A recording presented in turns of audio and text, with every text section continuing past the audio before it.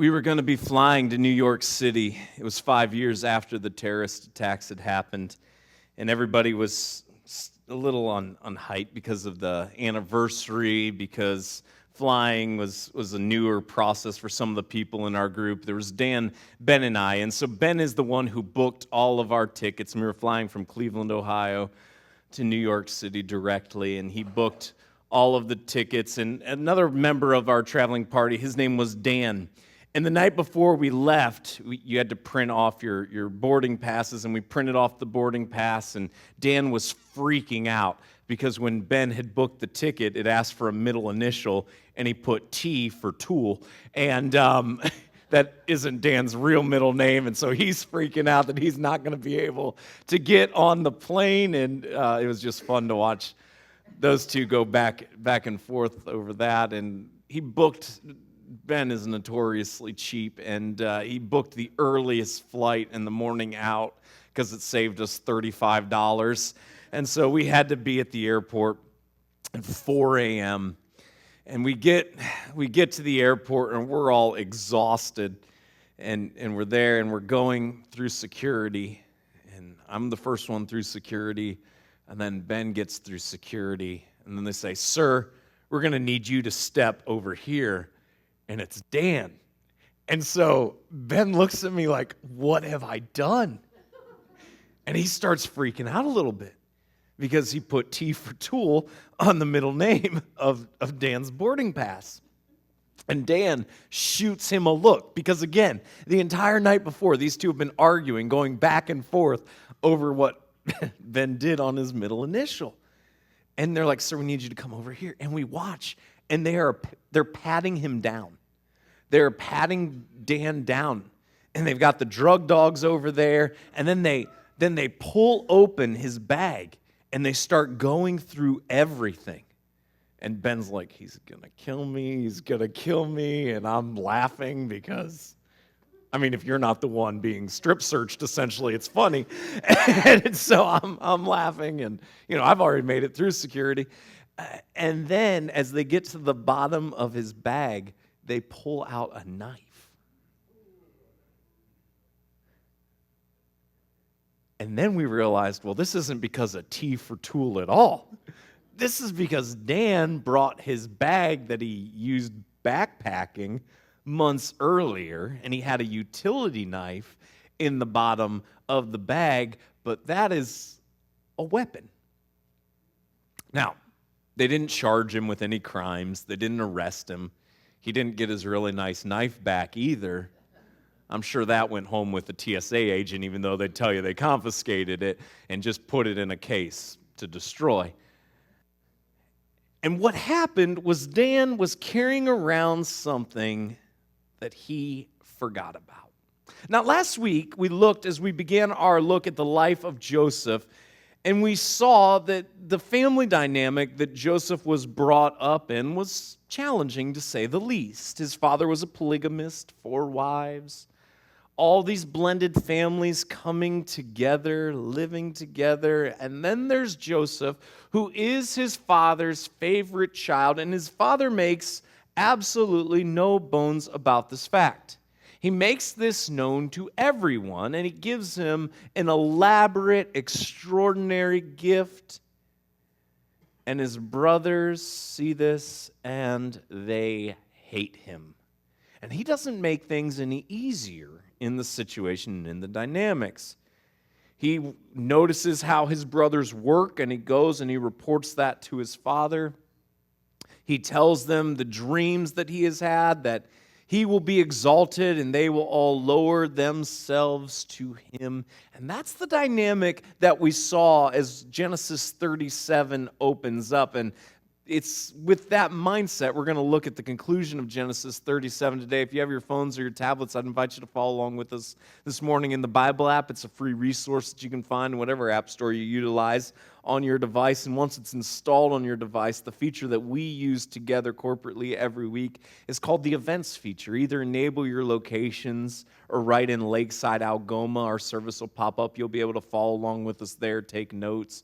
underline digitally things. If you have a traditional Bible with you this morning, we're going to be in the the Old Testament book, Genesis, the very first book in the Bible. Genesis 37, we're going to start in verse 12 in just a couple minutes. If you're joining us via the stream this morning, thanks so much for joining us. The verses will be available for you on the screen below as we continue our look at the life of Joseph. And I want you to remember the background that we saw last week and think through, what do we carry with us that sometimes we forget about as well.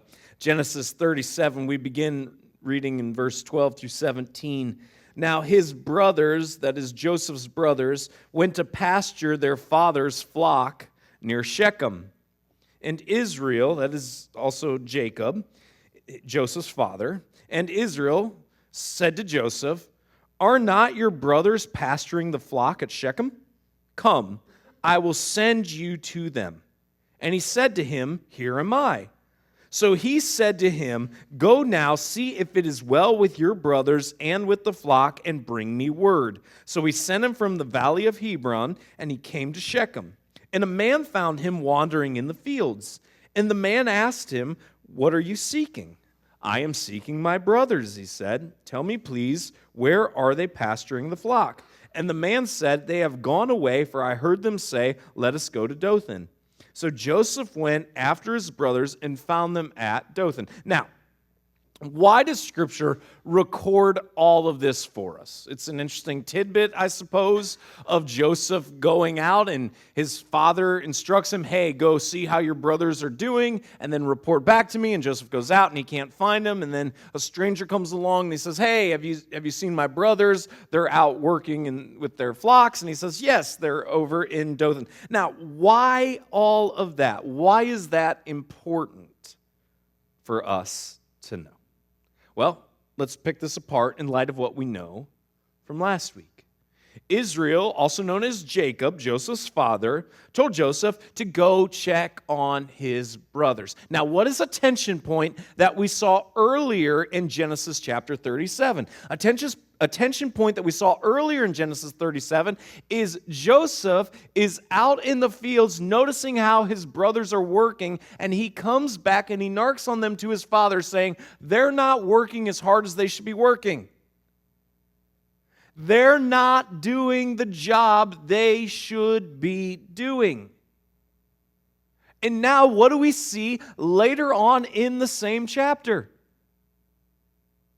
That Jacob sends Joseph to go do the very thing that has already created tension, that has already stirred up trouble.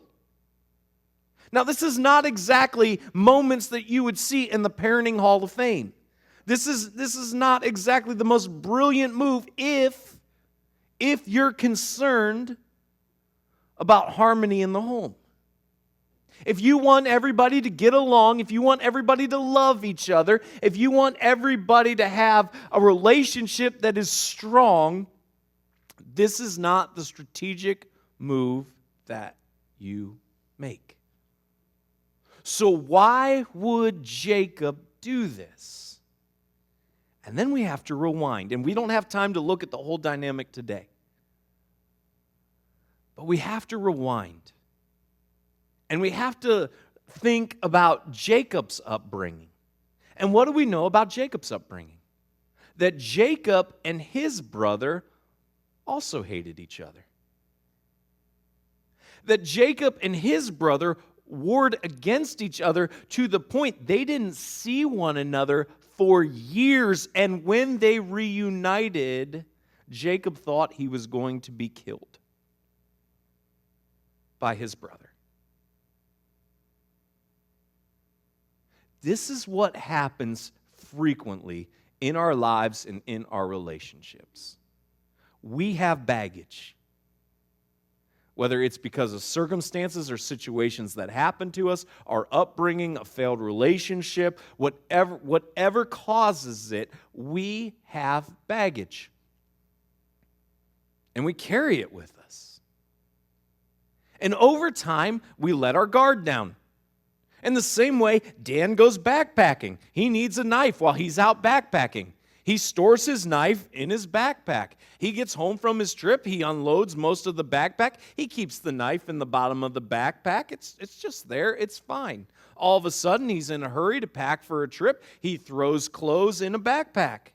He goes through TSA. All of a sudden, there's a major problem. Why is there a major problem? Not because his intent was wrong, but because he was carrying with him something that was still there.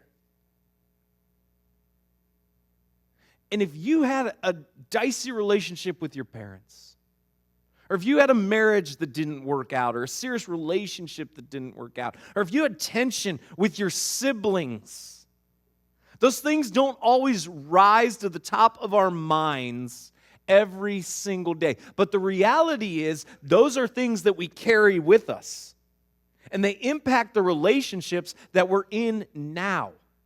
And sometimes in ways that are seemingly small. And sometimes in ways that don't blow up right away, but that are just really poor strategic decisions that we see here. Joseph, I know last time you went out to work with your brothers, there was tension as a result of it. They're all out working. Why don't you go out in the field, observe how they're working, and come give me a report about it? Might be a good move if you want to know, hey, are my sons actually working hard? But it's a horrible move if you actually want your sons to get along. And that's what Jacob does. Now, Joseph, he can't find his brothers at first. And he's wandering around, he's looking, and we don't have a picture into his mind, but I think we can all safely assume probably what's going on in his inner monologue, as he can't immediately find his brothers who are out supposed to be working. And then we get to verses 18 to 20. And they saw him, his brothers saw him from afar, and before he came near to them, they conspired against him to kill him. They said to one another, here comes the dreamer. Come now, let us kill him and throw him into one of the pits. Then we will say that a fierce animal has devoured him, and we will see what will become of his dreams. They saw Joseph approaching, and they want to kill him. And notice how they refer to him. It's no longer as Joseph. It's no longer as a brother. Here comes the dreamer. Here comes this dreamer. The angst between them is high. There is no love lost here. And it's reached the point where they don't even see the good in him anymore. And maybe you've been in a situation or scenario or a dynamic like that, where because of a breakdown in the relationship, because of tension that has just taken place for a long time, when you think of a person, when you see a person, all you can think about are their negatives. And in the society in which we live, which likes to polarize everything, people are rewarded for that. It's exciting, it's fun to read, and it's entertaining, but the reality is that seeps into our souls. And we lose sight of the fact that every single person, whether we agree with them or not, whether we like them or not, whether we can tolerate them or not, every single person is designed ultimately in God's image. And yet we can get to the point where there's so much vitriol and there's so much anger and there's so much rage, and we just oppose somebody so much that we lose sight of that completely, and they become a caricature in our minds. And we don't see the human behind it anymore. And sometimes that's a person that we see from afar, and sometimes that's a person that we live with. And that's where they're at. Here comes this dreamer. Let's kill him. But when Reuben heard it, verse 21 says, He rescued him out of their hands, saying, "Let us not take his life." Now, Reuben objects. Out of all the brothers, there's this plan, and Reuben objects to the plan. He objects. He says, let's not. I know it seems like a really good idea to you to murder him, but maybe we shouldn't do that. Let's take a different course of action. And Reuben said to them, "Shed no blood. Throw him into this pit here in the wilderness, but do not lay a hand on him, that he might rescue him out of their hand to restore him to his father." So Reuben says, let's not kill him. Let's throw him in the pit. You might be like, well, that's loving. Well, actually it is. Because what Reuben realizes is there's all these brothers, and they want to kill him. And I'm not probably going to be able to convince them all not to do that. So let's throw him in this pit. He's trying to buy time. He's trying to work out a solution.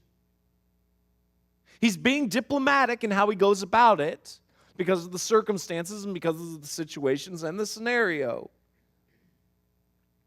But he is ultimately trying to find a way that Joseph isn't killed at his brother's hands. You are going to be presented with circumstances and situations in life where the vast majority of people that you are surrounded by want to go in a certain direction. This is something that we teach our kids all the time. How do we respond in those moments? Because the ways that we respond in those moments have the ability to impact the course of the rest of our lives. And the question doesn't end when we're no longer a teenager. Each of us at every stage in life is going to be faced in situations and in circumstances where the vast majority of people around us want to go in a direction and want to go in a way. They want to pursue something that ultimately is not right. And the question as people that love and follow Jesus is, how do we respond in those moments? What do we do? Do we follow along?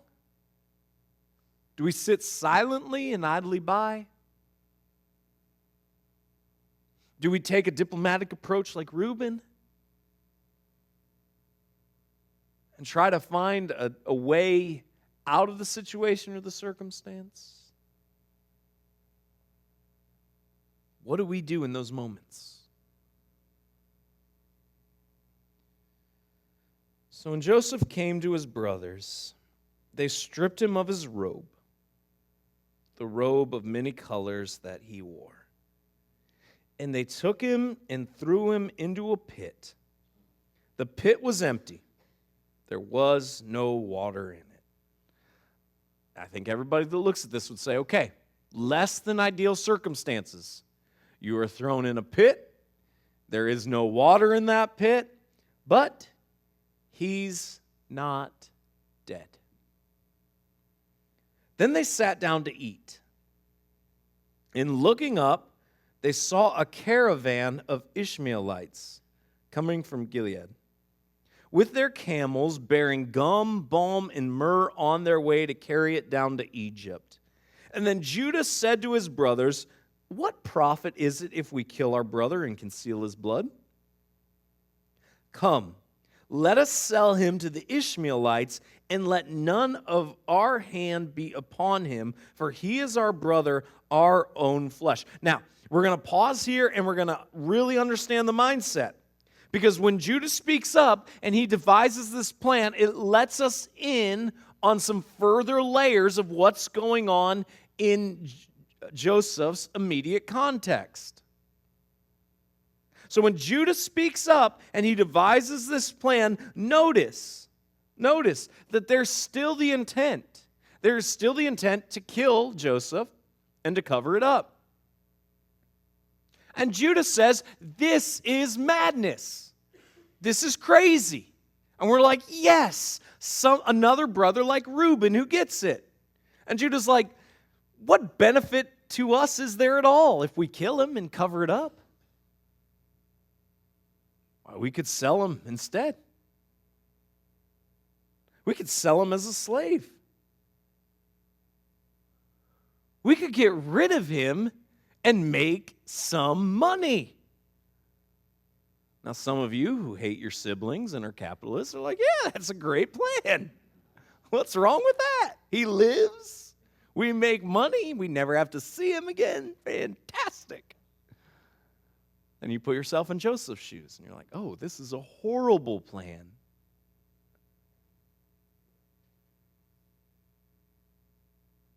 And this is the dynamic of Joseph's family. This is the dynamic of a family that knows God, that has walked with God, that has made mistakes along the way, but that God is blessed.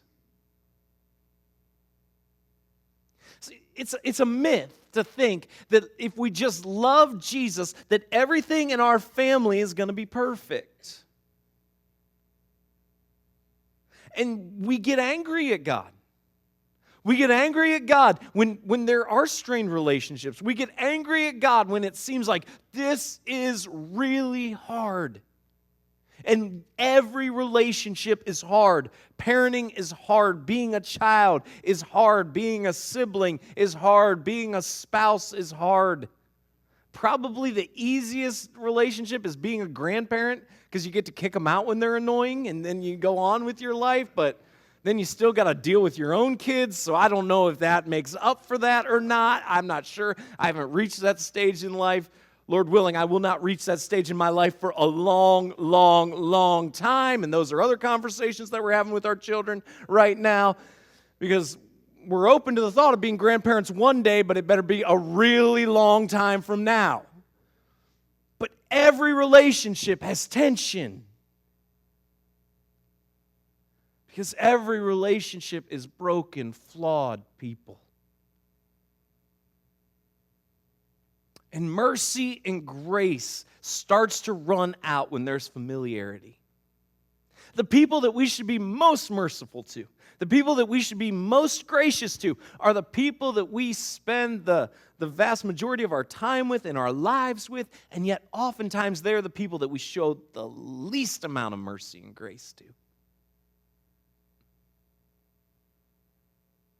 And Judah's like, let's just sell him and be done with it. And his brothers listened to him. Then Midianite traders passed by, and they drew Joseph up and lifted him out of the pit and sold him to the Ishmaelites for 20 shekels of silver. And they took Joseph to Egypt. I guess we can say at least they didn't kill him. They pulled him out of the pit. He's now been sold a slave. And Joseph is heading to a place against his will that he does not want to go, to a place that is a foreign land, where he is isolated and he is all alone. When Reuben returned to the pit and saw that Joseph was not in the pit, he tore his clothes and returned to his brothers and said, "The boy is gone, and where shall I go?" Then they took Joseph's robe and slaughtered a goat and dipped the robe in the blood. And they sent the robe of many colors and brought it to their father and said, "This we have found. Please identify whether it is your son's robe or not." Reuben mourns the fact that Joseph is gone. He tears his clothes. That is a symbol of mourning. It's just that you're overcome with emotion, and it's a symbolic of that. It says, what now? We threw him in a pit. We sold him as a slave. We still have to go home. We still have to return to our lives. This was not a calm conversation. I guarantee you that. And then the brothers come up with the plan. The cover-up. We can't go home and be like, hey, I think we're all a little sick of the dreams. I think we all were a little salty that you gave him the robe and let us all know that you love him more than us. So we just decided we'd had enough. And we sold him as a slave, and he's now on his way to Egypt. That conversation is not going to go well. And so they devised the cover-up. They take the robe, they slaughter an animal, they pour its blood all over the robe, they rough it up, they tear it up, they make it look like Joseph has died at the hands of an animal attack. And they send it to their father, Jacob. And Jacob identified it and said, "It is my son's robe. A fierce animal has devoured him. Joseph is without a doubt torn to pieces." Then Jacob tore his garments and put sackcloth on his loins and mourned for his son many days. All his sons and all his daughters rose up to comfort him, but he refused to be comforted and said, "No, I shall go down to Sheol to my son mourning." Thus his father wept for him. Jacob is convinced when he sees the robe that his son has died, and everyone tries to comfort him, but no comfort can be found. And some of you have lived through this horrendous scenario that no parent should ever have to put their child into a grave. And for those who have lived through it, you know that there is no message of comfort that heals that pain. That there is no way that you just bounce back.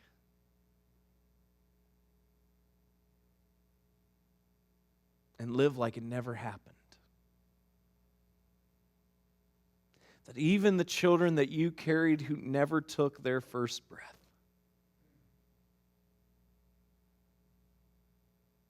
they stay with you.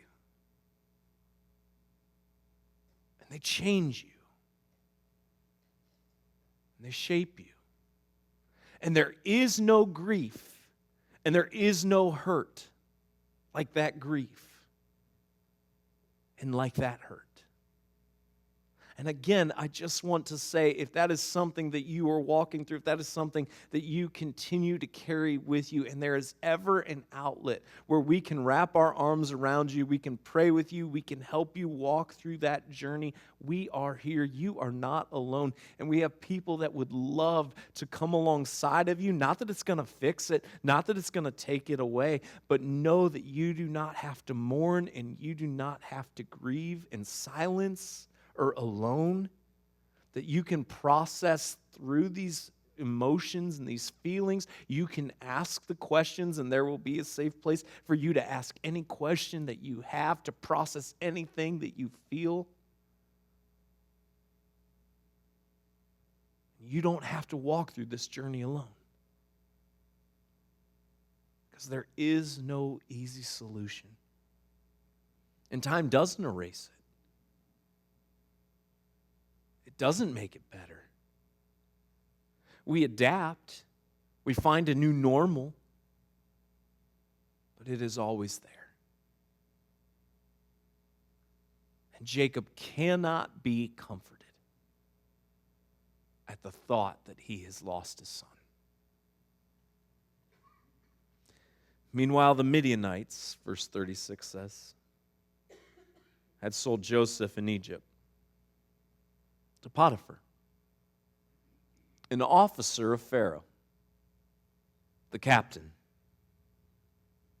of the guard.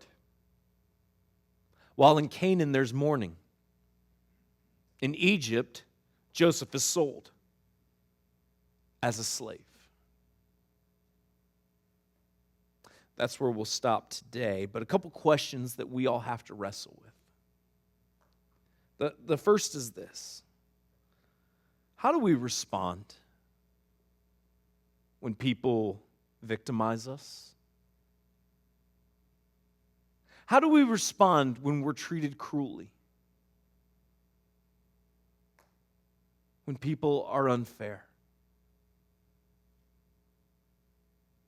What is our response in those moments?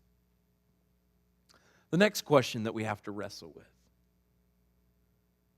is, what do we do when people around us are planning something that we're not at peace with? What do we do when we're surrounded by people who want to go in a direction or do something that we don't think should be done? Do we go along with it? Do we object? Do we try to be diplomatic in our responses? How do we respond in those moments? Do we listen to the prompting of the Spirit that is within us? Or do we worry about the perception of the people that we call friends, coworkers, family, and ignore what we know we should do and go along with things we are not at peace with? Next question is, how should we come alongside people in their grieving? As people who love and follow Jesus, what is our obligation to help people in times of hurting?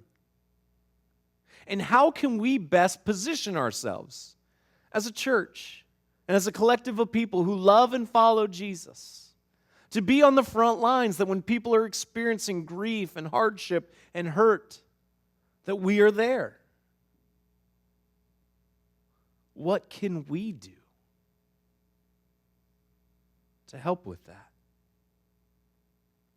One of the expressions that we are working on developing more fully here at Lakeside is we recognize that in times of grief, in times of hardship, one of the things that we can do to help people is just meet a basic need. Just meet a basic need, and that's provide food for people. Now, sometimes people in the midst of the hardship, they don't recognize and they don't realize that they need that. And yet, oftentimes what we see is people, when they're in the midst of grief or in the midst of hurting and hardship, they let themselves go. And they don't take care of all of themselves physically and don't take care of all their needs in the way they should. So our approach to helping people in this is a coordinated meal effort. And we're going to be launching this in an official capacity. It's going to be done through the office. And we're just going to put it out for people to sign up as a tangible way to help people when they are in the midst of hurting and grief. But here's what we need from you. What we need from you is, when you find yourself in that situation, you find yourself in those circumstances, is to drop the Wisconsin way of life. Because the Wisconsin way of life is, I don't need the help. I'll get through it. I can do it myself. And we're not saying you can't, but I'm telling you, you shouldn't. And here's why. Not because every meal that you're going to have delivered to you is going to be a 5-star experience. We hope it is. But it's probably not going to be. But it's more than the food. Because when that food's delivered, it's a tangible reminder to you that you are loved and you are valued and you are not alone. And so when those times come, and they will for us all, you reach out and you let the people who love Jesus and love you in this place serve you. And the last question we have to wrestle with is, what do we do when our circumstances are entirely different than the dreams we've dreamed and the plans we've planned?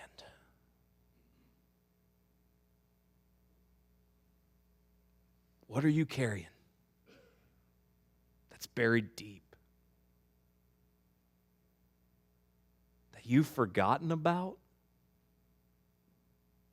but that you carry with you every single day? Because I promise you, it is impacting your relationships. God, I pray that you would help us.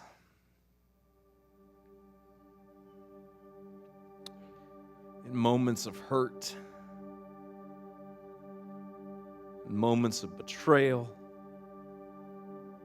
in moments of unspeakable loss, in moments of grief, I pray that you would help us first and foremost seek you and follow you, and God, collectively, that we would rally around one another,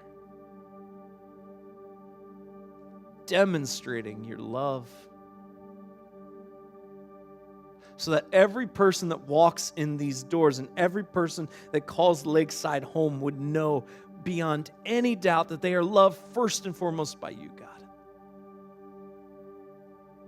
And also that they have a community who cares about them.